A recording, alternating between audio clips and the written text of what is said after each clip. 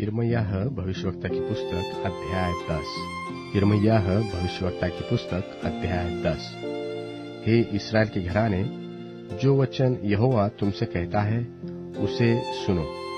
यहोवा यो कहता है कि अन्य जातियों की चाल मत सीखो और न उनकी नाई आकाश के चिन्हों से विस्मित हो। उनसे तो अन्य जाति के लोग विस्मित होते हैं और देशों के लोगों की रीतियां तो निकम्मी है। यह मूरत तो वन में से किसी का काटा हुआ काठ है, काटी हुई लकड़ी है। कारीगर ने उसे बसूले से बनाया है। लोग उसको सोने चांदी से सजाते और हथौड़े से कील ठोक ठोक कर दृढ़ करते हैं कि वह हिलडुल न सके।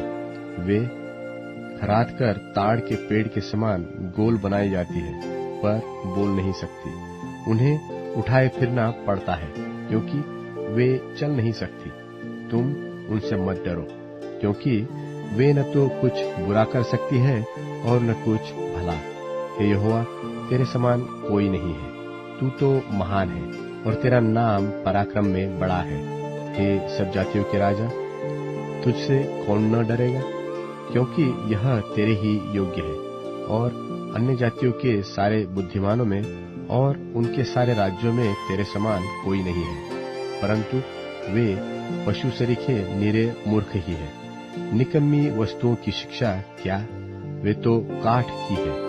पत्थर बनाई हुई चांदी तार्शीश से लाई जाती है और सोना उफाज से जो कारीगर और सुनार के हाथों की कारीगरी है। उनके बहिरावे नीले और बैंगनी रंग के वस्त्र हैं। निदान उनमें जो कुछ है वह निपुण कारीगरों की कारीगरी है। परंतु यहोवा सचमुच परमेश्वर है, जीवता परमेश्वर और सदा का राजा वही है। उसके प्रकोप से पृथ्वी कांपती और जाति जाति के लोग उसके क्रोध को सह नहीं सकते।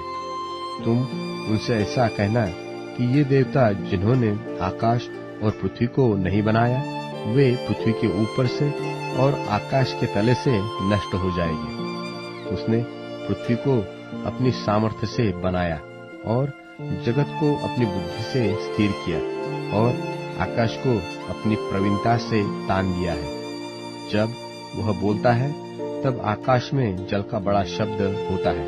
वह पृथ्वी की छोर से कुहरे उठाता है।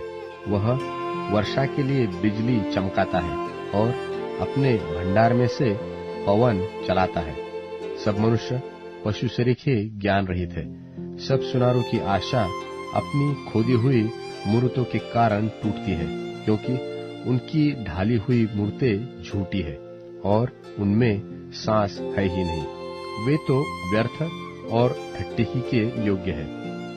जब उनके दंड का समय आएगा तब वे नाश होंगी, परंतु याकूब का निज भाग उनके समान नहीं है, क्योंकि वह तो इन सब का सृजनहार है और इस्राएल उसके निज भाग का गोत्र है।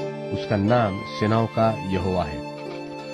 हे घेरे हुए नगर की रहने वाली, अपनी गठरी भूमि पर से उठा ले, क्योंकि यहोवा यो कहता है कि मैं अब की बार इस देश के रहने वालों को मानो गोफन में धर के फेंक दूंगा और उन्हें ऐसे ऐसे संकट में डालूंगा कि उनकी समझ में भी नहीं आएगा।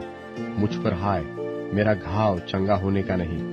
फिर मैं सोचता हूँ कि यह तो मेरा ही रोग है, इसलिए मुझको इसे सहना ही होगा। मेरा तंबू लूट गया और सब रस्सियां टूट गई। मेरे लड़के बाले निकल गए और नहीं मिलते।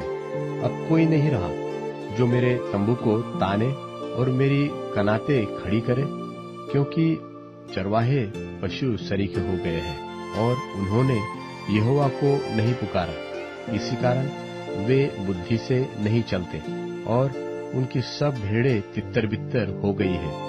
एक शब्द सुनाई देता है, उत्तर की दिशा से बड़ा हुल्लड़ मच रहा है।